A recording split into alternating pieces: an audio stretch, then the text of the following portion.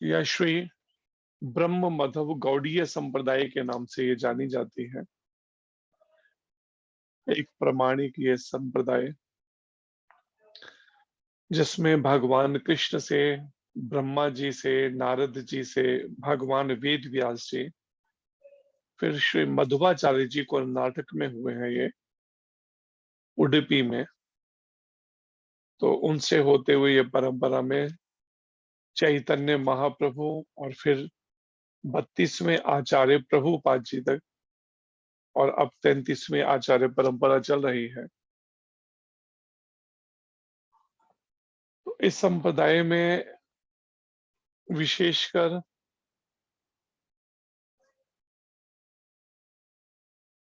श्रील सच्चिदानंद भक्ति विनोद ठाकुर इस गुरु परंपरा के एक ऐसे आचार्य हैं जिन्होंने एक भविष्यवाणी की 1896 में कि एक ऐसा आचार्य, एक ऐसा वैष्णव हमारी परंपरा में आएगा जो इसे सारे विश्व भर में लेकर जाएगा, इस कृष्ण भावना अमृत को। और जब उन्होंने ये भविष्यवाणी की, ठीक उसी साल में 1896 में शिला प्रभुपाद जी का जन्म प्रागट्य जो है वेस्ट बंगाल में कोलकाता में हुआ। और प्रभुपाद जी ने इसे फिर बचपन से, उनकी बहुत सारी प्रभुपाद जी की ऐसी घटनाएं हैं कि प्रभुपाद कहते हैं, बताते अपने बारे में कि मैंने अपने जीवन में सबसे पहले अगर कोई भक्त देखा वैष्णव तो अपने पिता को देखा, जो बचपन से ही उन्हें पास में ही राधा गोविंद जी का मंदिर था, वहां पर रोज भगवान का दर्शन कराने ले जाते थे। और प्रभुपाद जी जब 5 वर्ष के हुए, उनका नाम अभय चरण रखा था माता पिता ने। तो 5 वर्ष के हुए तो उनने जगन्नाथ भगवान की रथ यात्रा निकाली, पास में आसपास के जो और परिवार हैं उनको साथ लेकर और बच्चों को लेकर। जैसे जगन्नाथपुरी में भगवान जगन्नाथ जी का रथ बनाया जाता है, ऐसा ही एक रथ बनाया छोटा सा, और उस रथ पर पिताजी के सहयोग से और जगन्नाथ भगवान की रथ यात्रा निकाली।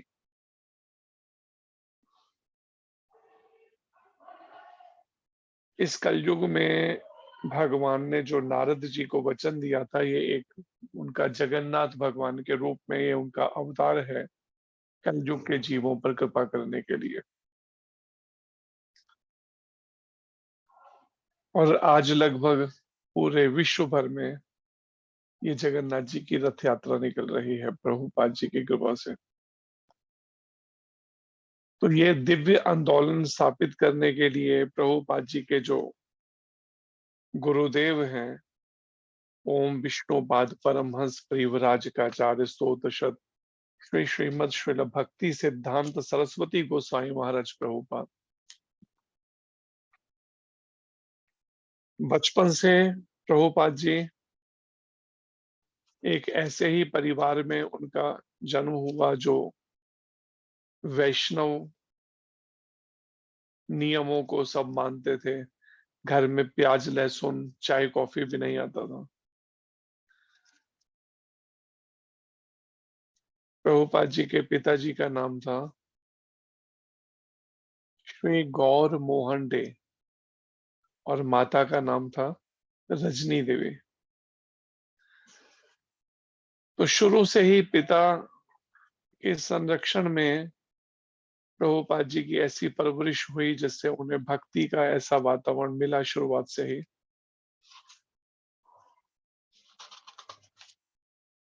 उनके जीवन के बारे में वर्णन है। आज के दिन उनका तिरोभाव दिवस है। आज के दिन उन्होंने भगवान की नित्य लीला में प्रवेश किया।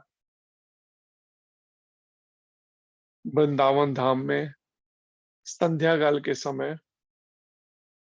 लगभग 7:15 7:30 बजे के बीच में उनने अपने इस शरीर को त्याग कर भगवान के नित्य लीला में प्रवेश कर गए।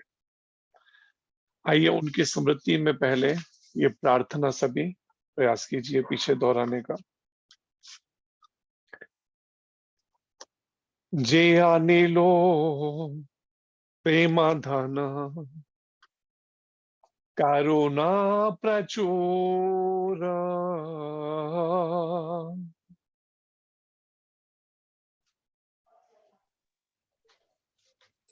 जयानिलो प्रेम दाना करुणा प्रचुर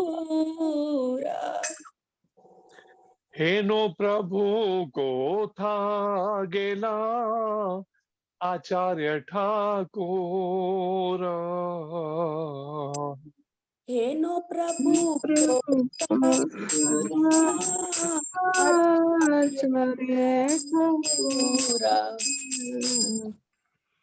कहा मोरा स्वरूप रूप कहा सनातन कहा मोर कहा सनातन कहा दास रघुनाथ पतित पावन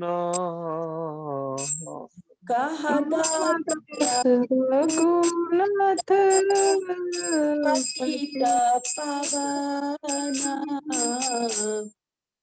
कहा मोरा भट्ट जोग कहा कविराज कहा मोर युग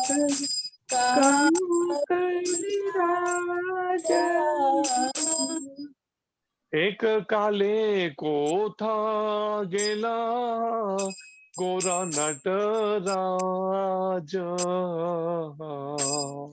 एक काले को था गोरा नटराज पाषाणे कोटि बो माथा आनाले पशिबो पाषाणे कोटिबो माता आनाले पशिबो गौरांगा गुणेर निधि कोथा गेले पाबो गौरंगा गुणेरा निधि कोथा गेले से सब संगीर संगे जे कोई लो बिलास से सब संगीरा संगे जे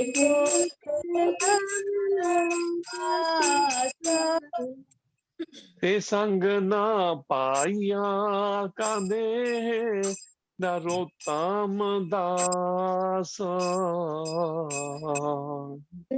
से संगे न पाया कांदे नरोत्तम दास जिया नीलो प्रेमा धन करुणा प्रचुर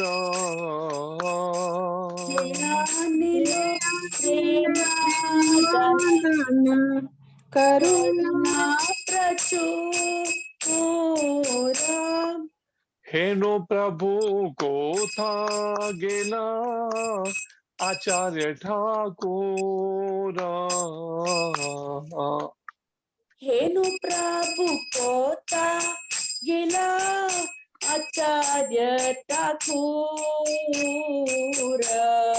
जय आचार्य ठाकुर जय आचार्य ठाकुर जय आचार्य ठाकुर जय आचार्य ठाकुर जय वैष्णव ठाकुर जय वैष्णव ठाकुर जय वैष्णव ठाकुर जय वैष्णव ठाकुर। जय जय प्रभुपाद प्रभुपाद प्रभुपाद प्रभुपाद। जय जय प्रभुपाद प्रभुपाद प्रभुपाद। जय जय प्रभुपाद। इस प्रार्थना का अनुवाद है, जो अप्राकृत प्रेम का धन लेकर आए थे तथा जो करुणा के भंडार थे, ऐसे श्रीनिवास आचार्य ठाकुर कहाँ गए? मेरे स्वरूप दामोदर और रूप गोस्वामी कहाँ हैं? सनातन कहाँ है? पतित पावन रघुनाथ दास कहाँ है? मेरे रघुनाथ भट्ट और गोपाल भट्ट कहाँ हैं? और कृष्णदास कविराज कहाँ है? महान नृतक श्री गौरंग महाप्रभु एकाएक कहाँ चले गए? मैं अपना सिर चट्टान में मारकर फोड़ डालूंगा और अग्नि में कूद पड़ूंगा। सभी दिव्य गुणों के निधि स्वरूप गौरंग महाप्रभु को मैं कहाँ पाऊंगा? गौरंग महाप्रभु एवं उनके साथ लीला करने वाले संगियों का संग न पाकर नरोत्तम दास मात्र रो रहा है। श्रीला नरोत्तम दास ठाकुर महाराज की जय। जगदगुरु श्रीला प्रभुपाद महाराज की जय। जगदगुरु श्रीला प्रभुपाद महाराज जी के तिरोभाव दिवस की जय। जय। तो आज के दिन प्रभुपाद जी का जो भगवान की नित्य लीला में उन्होंने प्रवेश किया, उनके जीवन के बारे में कुछ सारांश में वर्णन है कि कृष्ण कृपा मूर्ति एसी भक्ति वेदांत स्वामी प्रभुपाद सन 1896 में कलकत्ता के एक शुद्ध गौड़ीय वैष्णव परिवार में प्रकट हुए। बाल्यकाल से ही उनमें भगवान श्री कृष्ण के प्रति शुद्ध भक्ति के लक्षण दृष्टिगोचर होने लगे थे। 5 वर्ष की अल्पावस्था में उन्होंने भगवान जगन्नाथ को गौरवान्वित करने के निमित्त अपने प्रतिवेश में अकेले ही एक रथ यात्रा उत्सव आयोजित किया। उन्होंने पुरी में भगवान के विराट रथ की भांति ही एक छोटे से रथ को प्रमाणिक ढंग से सुसज्जित किया। कीर्तन मंडली का नेतृत्व करने के अतिरिक्त उन्होंने भोजन पकाने तथा प्रसादम वितरण के कार्य का भी प्रबंध किया।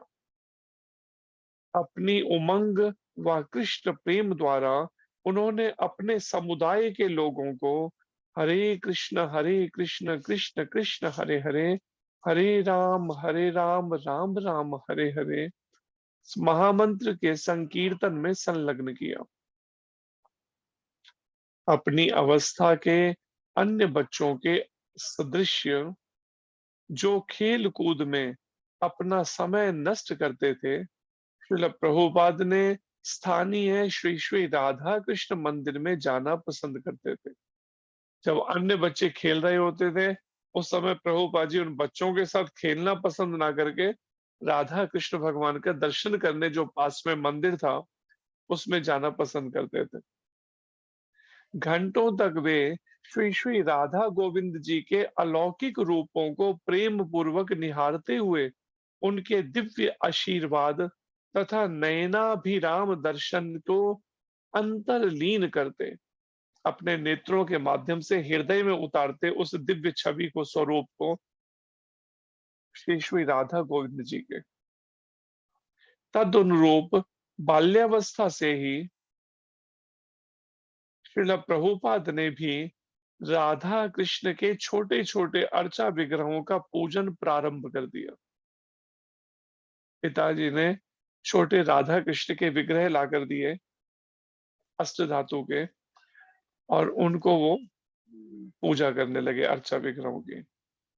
वे अचिरेण मृदंग और हारमोनियम पर परंपरागत तालों व रागों में पारंगत हो गए। बचपन से ही पिताजी ने हारमोनियम और मृदंग जो है उन्हें सिखाना शुरू कर दिया, और उसमें वो बहुत अच्छे से उसे बजाने लगे, तालों को और रागों को जानने लगे। श्रील प्रभुपाद श्री श्री राधा गोविंद जी की प्रसन्नता हेतु शुद्ध भक्ति भाव से मधुर भक्ति भजन गाते। 26 वर्ष की अवस्था में उनकी भेंट अपने सदगुरु श्रील भक्ति सिद्धांत सरस्वती ठाकुर अथवा गौड़ीय मठ के जो संस्थापकाचार्य हैं उनसे हुई। 26 वर्ष की तब उम्र थी प्रभुपाद जी की, कॉलेज में पढ़ते थे। प्रथम भेंट में ही श्रील भक्ति सिद्धांत सरस्वती ठाकुर ने श्रील प्रभुपाद को एक दिव्य आदेश दिया। पहली बार बिल्कुल मिलना हुआ है। प्रभुपाद जी के एक मित्र उनको दर्शन कराने के लिए ले गया कि एक बहुत अच्छे संत हैं, चलो उनके तुम्हें दर्शन कराते हैं। तो प्रभुपाद जी मना कर रहे थे उन्हें, क्योंकि उन प्रभुपाद जी ने कहा पहला जो अनुभव रहा होगा, ऐसे कई साधु मिले जो कई सारी बुरी आदतों के भी शिकार रहे, तो प्रभुपाद जी जा नहीं रहे थे। तो मित्र ने कहा तुम चलो, ये ऐसे साधु नहीं है, एक बार चलो तो सही, और पकड़ के ले गए उनको और वहां जाकर बैठा दिया उनके सामने श्रील भक्ति सिद्धांत सरस्वती ठाकुर जी की। और उन्होंने पहले ही बार में जैसे ही प्रभुपाद जी की ओर देखा, उसी समय उनको एक दिव्य आदेश दिया। क्या? कि पश्चिमी देशों में जाकर अंग्रेजी भाषा में कृष्ण भावना अमृत का प्रचार करो, ये आज्ञा दे दी। तो प्रभुपाद जी एक बार सोच में पड़ गए कि पहले कभी मिले नहीं, लेकिन आज्ञा बिल्कुल ऐसे दे रहे हैं जैसे कब से जानते हो। तो प्रभुपाद जी ने उसी समय प्रश्न किया। ये घटना है 1922 की, जब बंगाल में भी अंग्रेजों का जब राज था भारत पर। तो प्रभुपाद जी ने प्रश्न किया अपने होने वाले दिव्य गुरुदेव से कि जब देश ही गुलाम है तो आप किस प्रचार की बात करते हैं? पहले कम से कम देश तो आजाद हो। और उसी कॉलेज के अंदर सुभाष चंद्र बोस भी थे, और प्रभुपाद जी उस समय थोड़ा सा गांधी जी का वो सब आंदोलन वो सब चल रहे थे, आजादी के से मूवमेंट। तो श्रील भक्ति सिद्धांत महाराज जी ने बड़े कठोर शब्दों में कहा, हम किसी आजादी की प्रतीक्षा नहीं कर सकते हैं। कई बार देश आजाद हुए, कई बार देश गुलाम हुए, लेकिन असली आजादी है आत्मा की आजादी, जो बार बार के जन्म मृत्यु के चक्र में घूम रहे हैं। तो ये शब्द प्रभुपाद जी के हृदय में लग गए, और उन्हें प्रभुपाद जी ने उसी समय उन्हें हृदय से गुरु मान लिया। लेकिन विधिवत दीक्षा 1933 में ली, लगभग 11 साल, 10-11 साल बाद। तो श्रील प्रभुपाद ने पूर्ण श्रद्धा सहित इस आदेश को अपना सर्वस्व मानकर शिरोधार्य किया। कुछ समय पश्चात उनके गुरुदेव की इच्छा फलीभूत हुई, और उन्होंने कृष्ण भावना अमृत के विज्ञान पर प्रभुपाद जी ने बैक टू गॉडहेड नामक एक अंग्रेजी पत्रिका का लेखन एवं वितरण प्रारंभ कर दिया। यद्यपि सन 1944 में एक छोटे स्तर पर इसका सूत्रपात हुआ, बैक टू गॉडहेड अब विश्व भर में 50 से भी अधिक भाषाओं में प्रकाशित होती है। ये तब की लिखी हुई ये जीवनी है, अभी तो लगभग 80 भाषाओं में प्रिंट होती है इस समय में। समस्त शुद्ध वैष्णव जन के समान श्रील प्रभुपाद ने भी व्यथित बद्ध जीवों के प्रति असीम अनुकंपा प्रदर्शित की। अज्ञान भरे भौतिक जीवन में क्षयग्रस्त होते हुए भी हठ धर्मी बद्ध जीव दुराग्रह करते रहते हैं कि उनके पास आध्यात्मिक जीवन के लिए कोई समय नहीं है।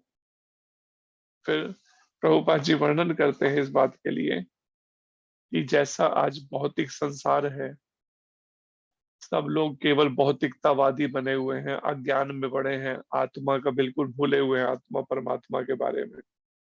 ऐसे में रोगों से ग्रस्त हैं तरह तरह के, उसके बाद भी बद्ध जीवों की कैसी हालत है संसार में कि अभी भी वो हठ धर्मी बने हैं। किस तरह के हठ धर्मी? कि उनकी क्या कहते हैं, अगर उनसे बात की जाए कोई भगवान के बारे में, कहते हैं आध्यात्मिक जीवन के लिए भी हमारे पास समय नहीं है, हम बहुत व्यस्त हैं अपने संसारिक कार्यों के अंदर। लेकिन प्रभुपाद जी ना तो उनकी विमुखता और फिर ना ही दिल्ली के झुलसा देने वाली गर्मी शिला प्रभुपाद को कृष्ण भावना अमृत का शीतल मरहम वितरित करने से रोक पाई। एक तो प्रभुपाद जी उस समय दिल्ली में थे, लाल किले के पास चिप्पीवाड़ा है, वहां पर प्रभुपाद कई बार एक मंदिर है उसमें रुका करते थे, जामा मस्जिद के पास में ही। इस समय वहां इस्कॉन का केंद्र चल रहा है, वो जगह इस्कॉन ने ले ली है जहाँ प्रभुपाद रुकते थे।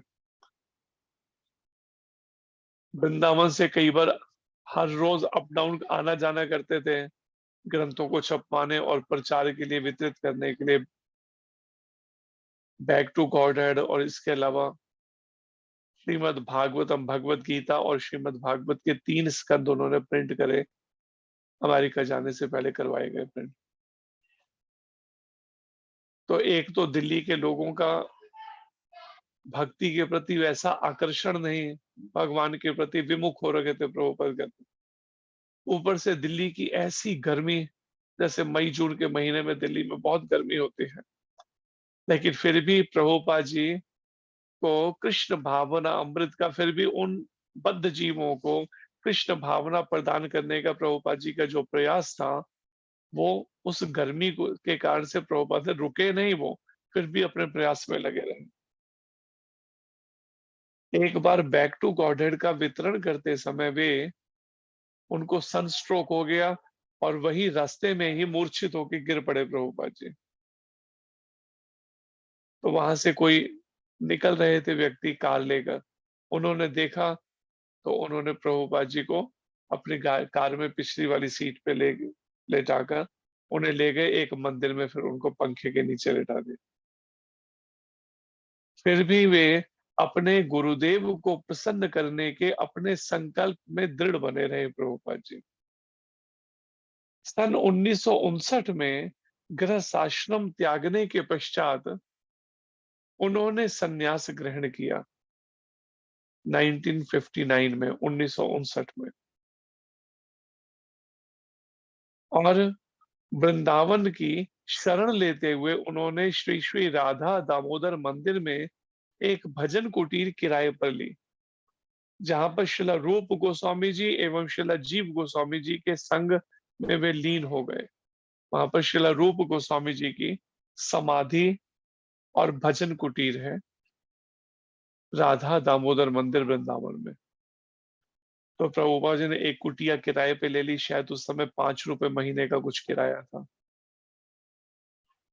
और उसी के ठीक सामने एक और कमरा था जहां प्रभुपाद जी एक कोने में कुकिंग करते थे, एक जगह आसन था जहां प्रभुपाद जी बैठकर प्रसाद ग्रहण करते थे।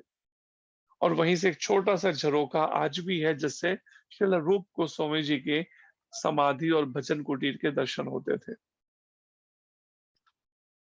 और उस राधा दामोदर मंदिर के ठीक साथ वाला जो आश्रम है, वहां पर एक महात्मा जी रहते थे, संत। अभी तो बहुत वृद्ध हो गए थे जब महाराज जी का भेंट हुआ उन संत से। तो वो महाराज जी को बताने लगे कि जब मैं अपनी युवावस्था में था, यंग एज में, तो मैं क्या देख रहा था, रोज आधी रात को किसी के रोने की आवाज आती है राधा दामोदर मंदिर से। तो मैं सोचता था पता नहीं कौन है जो आधी रात को रोता है। तो एक दिन मन में आया, चलो छत पे चल के देखते हैं ये कौन है। तो वो संत बताने लगे महाराज जी को कि मैं जब ऊपर गया छत पर और मैंने अपने आश्रम की छत से जब झांक कर देखा, तो क्या देखा कि शिला रूप गोस्वामी जी की समाधि के आगे प्रभुपाद जी जो है वो सोहनी सेवा कर रहे हैं, जिसे हम कहते हैं झाड़ू लगाना, धाम में उसे कहते हैं सोहनी सेवा करना। तो सोहनी सेवा कर रहे हैं और साथ फूट फूट के रो रहे हैं, और रोते हुए शिला रूप गोस्वामी जी से प्रार्थना कर रहे हैं कि मैं तो इस समय लगभग 65 साल की अवस्था हो चुकी है, वृद्ध हो चुका हूँ, और ना मेरे पास कोई धन है, ना कुछ ऐसी मेरे पास योग्यता है कुछ। कैसे मैं अपने दिव्य गुरुदेव की आज्ञा का पालन करके इसका प्रचार विश्व भर में कर पाऊंगा कृष्ण भावना का। आप कृपा करके शक्ति दो मेरे को। तो रूप गोस्वामी जी से ऐसे सेवा करते हुए आधी रात को उनसे प्रार्थना करते थे रोते हुए प्रभुपाद, और रात रात भर बैठकर ग्रंथों का लेखन कार्य करते थे। 8 बजे थोड़ा सा विश्राम करने जाते थे प्रभुपाद जी, 10 बजे उठ जाते थे, पूरी रात फिर लेखन करना। तो राधा दामोदर मंदिर के गोस्वामी जी हैं, वो भी ये बात बताते हैं। तो यहाँ पर भी जो वर्णन है, श्रीला प्रभुपाद ने आगामी 6 वर्ष गहन कृष्ण भजन संपन्न करते हुए व्यतीत किए वहां राधा दामोदर मंदिर में। बड़े गंभीरता पूर्वक कृष्ण भजन किया और ग्रंथों का लेखन का कार्य किया वहां पर। वे नियमित रूप से यमुना स्नान करते प्रतिदिन। इस अवस्था में भी 65 साल की लगभग अवस्था में तब भी नियमित यमुना स्नान करते, और फिर श्री श्री मदन मोहन जी, श्री श्री गोविंद देव भगवान और श्री श्री गोपीनाथ जी और श्री राधा रमन जी के नियमित दर्शन करते मंदिरों में जाकर। षड गोस्वामियों से मदन मोहन भगवान जो है वो सनातन गोस्वामी जी के द्वारा सेवित विग्रह हैं, गोविंद देव जी श्रीला रूप गोस्वामी जी के द्वारा, और श्रीला श्री गोपीनाथ जी जो हैं शायद श्री भूगर्भ गोस्वामी जी के द्वारा, और राधा रमन जी श्रीला गोपाल भट्ट गोस्वामी जी के द्वारा सेवित विग्रह। इनके प्रतिदिन जाकर दर्शन करते जमुना स्नान करके प्रभुपाद जी, और षड गोस्वामियों से कृपा याचना करते वे अपना लेखन व प्रकाशन कार्य करते रहे, और षड गोस्वामियों से बार बार कृपा की याचना करते कि आप कृपा करें जिससे मैं निमित्त बन सकूं इस सेवा कार्य के अंदर, प्रचार कार्य में। भजन के पर्यंत उन्हें परम करुणाकर श्रीला रूप गोस्वामी जी की आशीष, प्रेरणा एवं प्रत्यक्ष निर्देशन प्राप्त होता रहा। ये वर्णन है कि श्रीला रूप गोस्वामी जी ने उन्हें वहां पर दर्शन दिया प्रभुपाद जी को, और आशीर्वाद दिया और उनको प्रेरित किया और मार्गदर्शन किया किस तरह से ये प्रचार कार्य हो सकेगा विश्व भर में।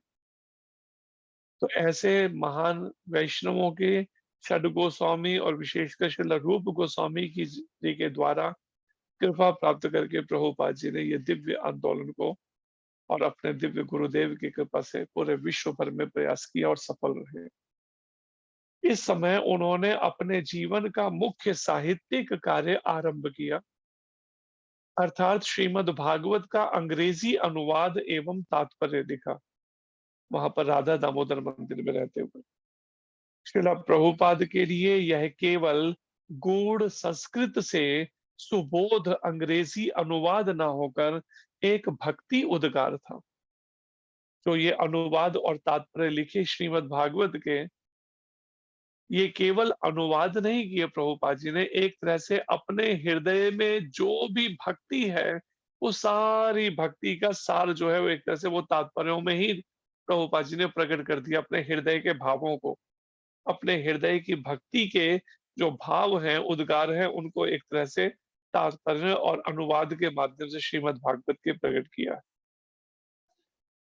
इसलिए प्रभुपाद कहते थे अगर कोई भागवतम के ना पहले शुरुआत में भगवान चैतन्य महाप्रभु का शिक्षामृत, फिर भक्ति रसामृत सिंधु, भगवत गीता और श्रीमद् भागवत के अगर 2-3 स्कंद भी कोई ठीक से अगर व्यवहारिक रूप दे देना, इतने से भी भगवत साक्षात्कार कर सकता है। गौड़ीय वैष्णव इतिहास निरूपित करता है कि कतिपय उन्नत भक्त श्रीमद् भागवत का पाठ करते हुए दिव्य आनंद अश्रु बहाने लगते थे। उनके नयन वारी से पृष्ठों की स्याही धुल जाती, जिसके परिणाम स्वरूप वे पंक्तियां अपठ्य हो जाती। फिर प्रभुपाद जी जब ग्रंथों का, दिव्य ग्रंथों का लेखन करते श्रीमद् भागवत के, तो साथ साथ क्या होता है, इतने भावुक हो जाते कि अश्रु प्रवाह हो जाता, आंसू रुकते नहीं। और जो लेखन कार्य कर रहे हैं उस पंक्तियों पर जब वो आंसू गिरते हैं, तो परिणाम में वो उस आंसुओं के जल से उससे धुल जाती है और पढ़ना मुश्किल हो जाता है कि वास्तव में क्या चीज लिखी, क्या शब्द लिखे गए। ऐसी भावुकता में प्रभुपाद ने श्रीमद् भागवत के ये दिव्य अनुवाद और तात्पर्य संकलित किए हैं, लिखे हैं। सामान्यतया श्रीला प्रभुपाद ने एक बार कहा कि श्रीमद् भागवत के उनके तात्पर्य वास्तविक रूप में उनके भक्ति भाव की व्यंजना है। ये प्रभुपाद जी ने भी एक बार कहा इस बात को, कि उनके हृदय का जो भक्ति भाव है, एक तरह से मैंने वही भक्ति भाव को व्यक्त किया है श्रीमद् भागवत के तात्पर्यों में। इसलिए श्रीमद् भागवत के हर एक श्लोक के तात्पर्य को बड़े समझने वाले हैं, तात्पर्य उसको व्यवहारिक रूप में। अगर कोई वास्तव में भक्ति को समझना चाहता है, भक्ति तत्व को, तो उसे प्रभुपाद जी के इन भागवत के तात्पर्यों को अध्ययन श्रवण करना चाहिए, मनन करना चाहिए। एकाकी काम करते हुए, अकेले ही ये प्रयास करते हुए श्रीला प्रभुपाद ने लेखन कार्य किया और श्रीमद् भागवत के प्रथम 3 खंडों के प्रकाशन हेतु धन मांग कर स्वयं ही कागज का वहन किया।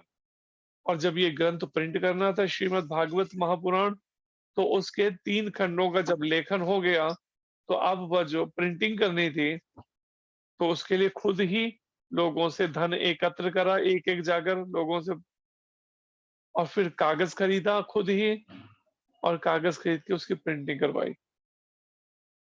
उस समय का स्मरण जब प्रभुपाद जी बाद में करते थे, कई बार भक्तों के बीच में जब आंदोलन खड़ा हो गया, तो एक बार उन्होंने अपने शिष्यों को विनीत भाव से कहा, बड़ी विनम्रता पूर्वक, कि मैं ग्रंथ रचना के विषय में कुछ भी नहीं जानता था।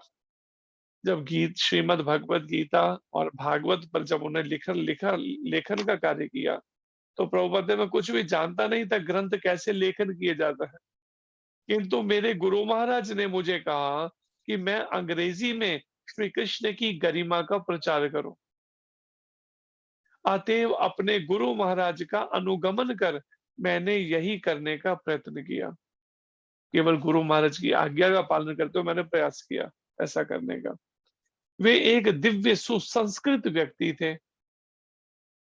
प्रभुपाद जी के जो दिव्य गुरुदेव हैं, एक बड़े सुसंस्कृत, एक ऐसे परिवार से थे जो एक वैष्णव परिवार था, शुद्ध वैष्णव। और उनके पिताजी जो हैं श्रील सच्चिदानंद भक्ति विनोद ठाकुर जी, एक तरह से सप्तम गोस्वामी भी कहलाते हैं, जो अंग्रेजों के समय मजिस्ट्रेट थे। मेरे पास कोई निजी योग्यता नहीं थी, प्रभुपाद जी कहते, पहले से कोई हो ना, कि पहले से कोई राइटर हो या लेखन का, ऐसी कोई निजी, प्रभुपाद जी कहते, मेरे पास योग्यता नहीं थी। मैंने तो मात्र उनके अपने गुरु महाराज के आदेशों का पालन करने का प्रयास मात्र किया मैंने तो। श्रीला भक्ति सिद्धांत सरस्वती ठाकुर के अन्य शिष्यों ने अंग्रेजी भाषी यूरोप में कृष्ण भावनामृत का प्रचार करने का असफल प्रयास किया। तो श्रीला भक्ति सिद्धांत महाराज जी के जो अन्य शिष्य हैं, प्रभुपाद जी के गुरु भाई, उन्होंने भी प्रयास किया यूरोप देशों में जाकर प्रचार का, लेकिन सफलता नहीं मिल पाई। किंतु श्रीला प्रभुपाद को अपने गुरु और कृष्ण नाम पर पूर्ण विश्वास था। इसलिए अभिमन्यु जी के समान, जैसे अभिमन्यु जो है वो बिल्कुल निर्भय जैसे रहते थे, सब तरफ से घिरने के बाद भी उनको कोई भय नहीं था, जो पांडवों के पांडव वंश में हुए हैं, सुभद्रा माता, अर्जुन जी के सुपुत्र। अभिमन्यु सम अभय होकर प्रभुपाद जी ने विश्व के सर्वाधिक शक्तिशाली देश अमेरिका में कृष्ण भावनामृत को लेकर गए। उस समय में अमेरिकन गवर्नमेंट जो है इस बात को लेकर बड़ी परेशान थी कि वहां पर हिप्पी लोग जो हैं इतने हो चुके थे, जिससे सारी व्यवस्था जो उनकी गड़बड़ा रही थी। समझ नहीं पा रहे थे कि इन लोगों को कैसे ठीक किए, सही रास्ते पे किया लाया जाए। और प्रभुपाद जी के आंदोलन से जैसे जैसे वो जुड़ते गए, वैसे वैसे वो अपना सब खान पान, रहन सहन, सब अपने कार्यकलाप सब उनके चेंज होते चले गए उन अंग्रेजों के, हिप्पियों में। अंग्रेजी भाषी तथा परम शक्तिमान होने के अतिरिक्त अमेरिका जो है मांसाहार, अवैध मैथुन, जुआ खेलने, नशा करने जैसे पापमय कार्यों में भी इस जगत का अग्रणी था। श्रीला प्रभुपाद ने सोचा, यदि अमरीकी कृष्ण भावना अमृत को अपना लें तो निश्चित ही 500 वर्ष पूर्व श्री चैतन्य द्वारा की गई भविष्यवाणी के अनुरूप वह प्रत्येक नगर एवं गांव में प्रचारित हो जाएगा। तो ये चैतन्य महाप्रभु की जो भविष्यवाणी थी कि ग्राम ग्राम नगर नगर होइले मोर नाम प्रचार, हर गांव हर नगर में मेरे नाम का प्रचार हो। तो प्रभुपाद जी यही सोचते थे कि अगर ये अमरीकी लोग कृष्ण भावनामृत में लग गए ना, तो सारी दुनिया इसी को अमेरिका को देखकर उसकी नकल करती है, तो परिणाम में पूरे विश्व भर में बड़ा आसान हो जाएगा प्रचार करना, पूरे विश्व के प्रत्येक नगर और गांव में। जो हो सो हो, गौरवशाली संघर्ष के बिना गौरवशाली विजय कैसी? जैसा कि श्रील प्रभुपाद कभी कभी कहा करते थे। प्रभुपाद कहते थे कि संघर्ष जैसा होगा ना, तो विजय भी उसी तरह की होगी। अगर आज इतना संघर्ष करना पड़ा इस आंदोलन को खड़ा करने के लिए, तो ऐसी विजय भी होगी और रिजल्ट देखिए वैसा ही हुआ। इतने संघर्ष से जो प्रयास है वो विफल नहीं गया। ऐसा नहीं कि उसको सफलता नहीं मिल, परिणाम आज विश्व भर में लगभग 1000 केंद्र चल रहे हैं इस तरह के, जिससे ये कृष्ण भक्ति का, कृष्ण भावना अमृत का प्रचार प्रसार हो रहा। अर्थात कोई भी किया गया अगर कोई भी प्रयास है, कोई भी तपस्या है, कुछ भी भजन है, कभी व्यर्थ नहीं जाता है। हम कई बार सोचते हैं पर इंस्टेंट, क्योंकि कलयुग के अंदर लोगों में ना सहनशीलता नहीं है, पेशेंस नहीं है, धैर्य नहीं है, और परिणामवश बस थोड़ा सा करेंगे, बस उसी समय रिजल्ट आना चाहिए, बस रिजल्ट नहीं मिल रहा, रिजल्ट नहीं, इसकी चिंता। जबकि शास्त्र क्या कहता है, श्रीला रूप गोस्वामी जी कहते हैं कि बड़े धैर्य के साथ साधक को आसान भी तो होना चाहिए। जैसे गुरु महाराज कहते हैं, always be optimistic, never be pessimistic. कभी भी निराशावादी नहीं होना चाहिए कि मुझे कृष्ण नहीं मिलेंगे। जब गुरु महाराज कहते हैं, जब जगाई मधाई को कृष्ण मिल सकते हैं, भगवान मिल सकते हैं, तो हमें क्यों नहीं? लेकिन हमेशा हमेशा आशावादी होना चाहिए, ना कि निराशावादी। कई बार हमारा निराशावादी दृष्टिकोण बन जाता है। थोड़ा सा नाम जप करते हैं, कुछ देर साथ में अपराध भी हो रहे हैं, लेकिन अपराध धीरे धीरे बंद होंगे। जैसे प्रभुपाद जी कहते हैं, फैन चल रहा है, पंखा आपने बटन अगर बंद किया तो पंखे को ब्रेक नहीं लगेगी, धीरे धीरे रुकेगा वो। ठीक इसी तरीके से जैसे जैसे हम भक्ति में लगते हैं, हमें पहले तो ये बात पता ही नहीं होती अपराध या पाप कर्म पूरी तरह से शास्त्र के अनुसार किसे कार्य है। कई हम अपराध करते रहते हैं, दूसरों की निंदा, चुगली करना, और भी कई तरह के खान पान में, रहन सहन में और कार्यकलापों में अपराध या गलतियां होती हैं। फिर शास्त्र से धीरे धीरे समझ आने लगती है, तो फिर जैसे जैसे हम उसे बंद करते जाएंगे, वैसे वैसे तब फिर नाम जब जो है फलवती होना शुरू होगा ठीक से। लेकिन हम क्या चाहते हैं, एकदम इंस्टेंट बस होना चाहिए, फल मिलना चाहिए। तो यहाँ पर भी प्रभुपाद जी इसलिए कहते हैं, जैसा हमारी साधना होगी ना, जैसी तपस्या होगी, या जैसा गौरवशाली संघर्ष होगा, वैसी ही गौरवशाली फिर सफलता भी वैसी ही मिलेगी। इसलिए हमें अपने मन को तैयार करना चाहिए ऐसा जीवन ढालने के लिए। प्रभुपाद कहते थे, कृष्ण कॉन्शियस मेंट वैराग्य, कृष्ण भावनामृत का मतलब ही है वैराग्य, त्याग की भावनाओं को हृदय में। फिर आगे प्रभुपाद जी यहाँ वर्णन करते हैं इस बारे में। 70 वर्ष की अवस्था में हाथों में करताल तथा श्रीमद् भागवत के ग्रंथों की एक पेटी बॉक्स लेकर 1965 में श्रीला प्रभुपाद ने जलदूत नाम का जो शिप था पानी का जल, उससे अमेरिका के लिए प्रस्थान किया 1965 में। 40 दिनों की दुर्गम समुद्री यात्रा के पर्यंत उनका वो जहाज जो था, शिप था, अनेक भीषण तूफानों का सामना करना पड़ा उसे, और 2 बार हार्ट अटैक भी हुए प्रभुपाद जी को। लेकिन फिर भी प्रभुपाद जी ने हार नहीं मानी।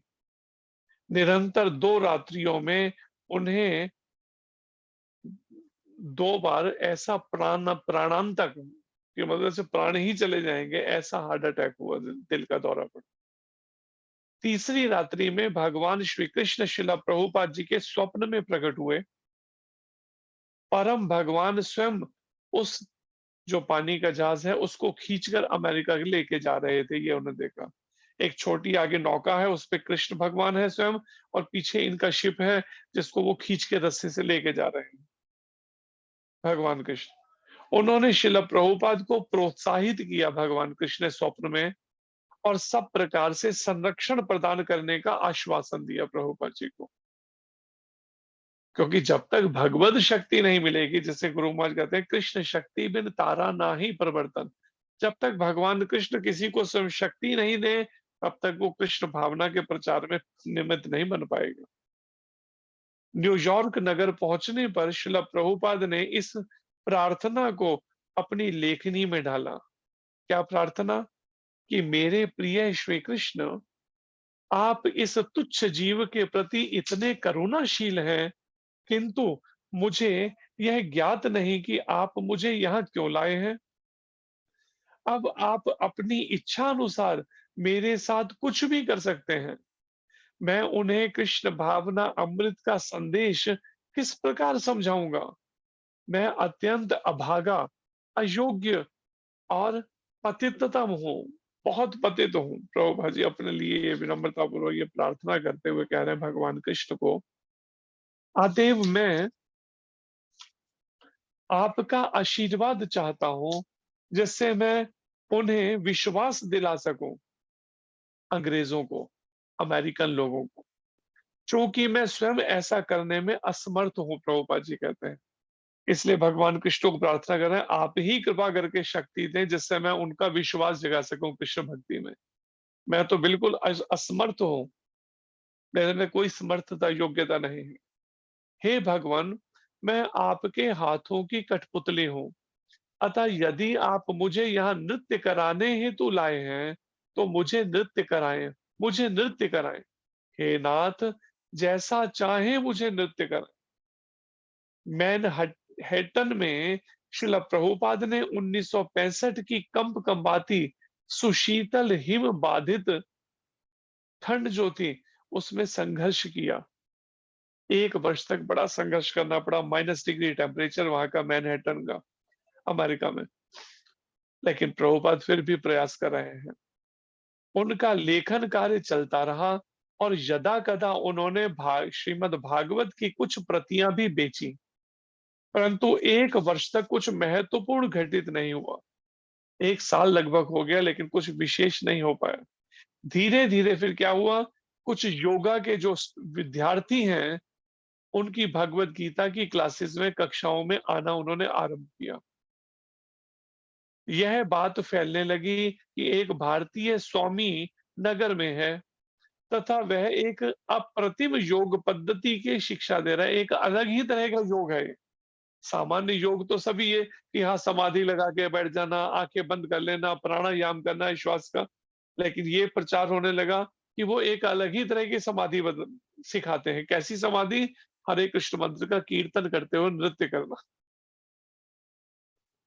और परिणाम, उनके कक्ष में चोरी।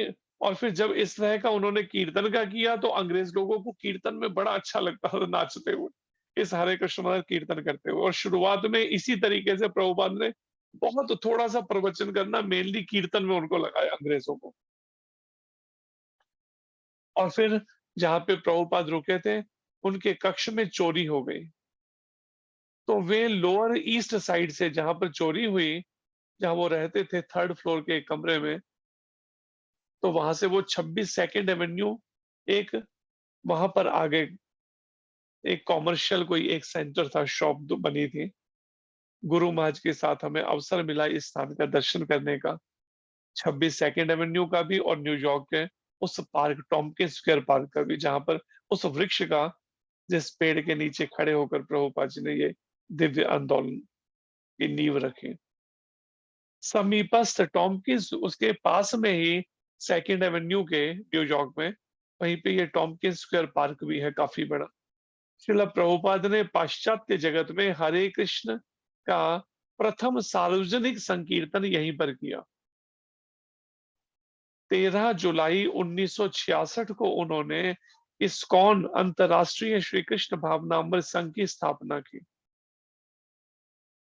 1965 में अमेरिका पहुंचे, 1966 में स्थापित कर दिया आंदोलन, और 12 शिष्यों को दीक्षा दी प्रभुपाद जी ने शुरुआत में, अंग्रेज शिष्यों को 12।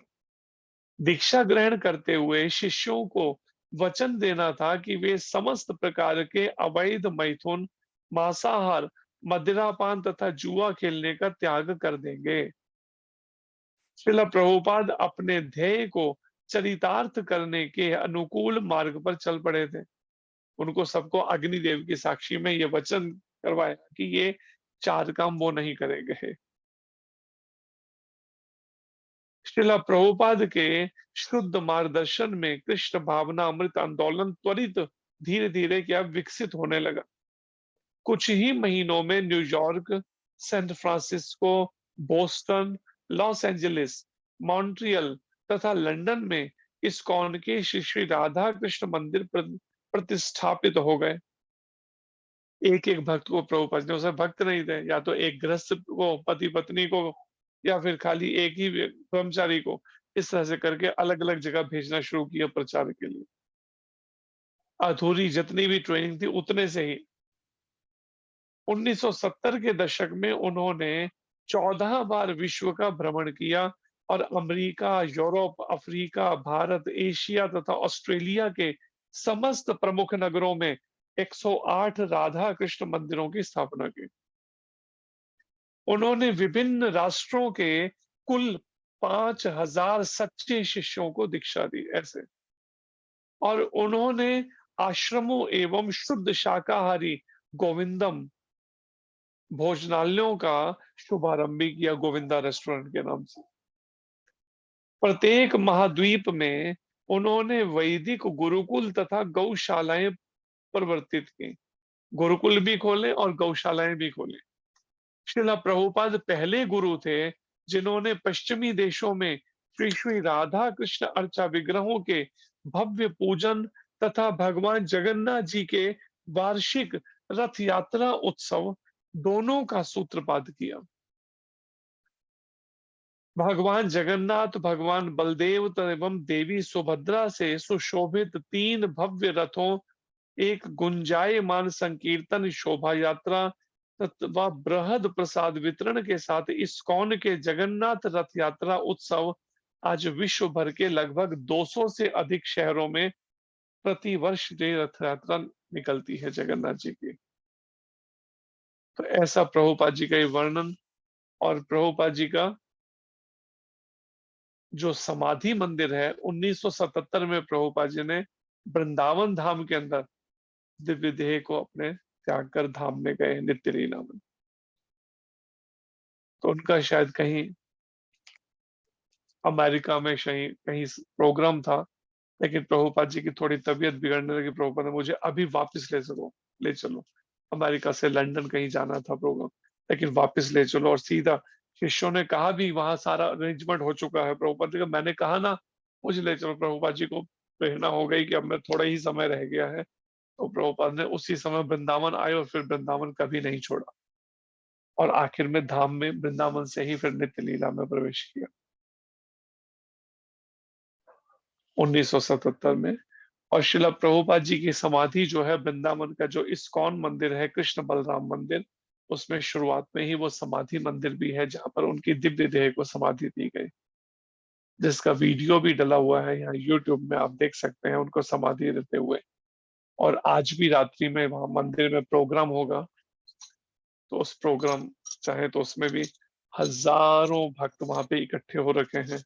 और वृंदावन में ये प्रोग्राम प्रभुपाद जी के तिरुभाव दिवस पर आज चल रहा था। तो ऐसे महान वैष्णव शिला प्रभुपाद जी, ऐसे भगवान के शुद्ध भक्त के चरणों में हम सबको प्रार्थना करनी चाहिए कि हे प्रभुपाद आप कृपा करें, जैसी आपकी अपने गुरु महाराज के चरण कमलों में और भगवान राधा कृष्ण के चरण कमलों में, भगवान जगन्नाथ बलदेव सुभद्रा माता के चरण कमलों में जैसी दृढ़ निष्ठा श्रद्धा आपकी है, आप कृपा करें हमें भी लेश मात्र ऐसा विश्वास दृढ़ भक्ति में हमारा प्रेम जो है हृदय में रुचि जागृत हो जाए। ऐसी प्रभुपाद जी के चरणों में हमें प्रार्थना करनी चाहिए, विशेषकर आज के दिन। प्रतिदिन करें लेकिन विशेष आज के दिन, कि उनकी कृपा से, क्योंकि भगवान का शुद्ध भक्त भी भगवान कृष्ण के ही समान सर्वव्यापक होता है। और प्रभुपाद जी ने ये बात कही भी अपने उस आखिरी समय के अंदर कि मेरी मृत्यु नहीं होगी जब तक मेरे ग्रंथ ये वितरित होते रहेंगे, मैं धरती पर जीवित रहूंगा अपने इन दिव्य ग्रंथों के माध्यम से। तो प्रभुपाद जी की जीवनी और प्रभुपाद के इन दिव्य ग्रंथों का संग करके हम उसका लाभ उठा सकते हैं, प्रभुपाद जी की कृपा ले सकते हैं। जैसे प्रभुपाद जी ने अपने दिव्य गुरुदेव की कृपा लेकर ये दिव्य आंदोलन खड़ा किया, हरे कृष्ण आंदोलन पूरे विश्व भर में, तो हम भी प्रभुपाद जी की कृपा लेके उस कृष्ण भक्ति में, कृष्ण भावना में हम भी अग्रसर हो सकते हैं। तो सभी को प्रार्थना करनी चाहिए हर माला के शुरू में प्रभुपाद जी को कि आप कृपा करें, मेरी इस पतित अवस्था से मेरे को ऊपर उठाएं। जगत श्रील प्रभुपाद महाराज की जय। श्रील प्रभुपाद जी के तिरोभाव दिवस की जय। अनंत कोटि वैष्णव वृंद की जय। निताय गौर प्रेमानंदे। हरि हरि बोल। हरे कृष्णा। धन्यवाद। कोई प्रश्न हो तो कर सकते हैं आप में से।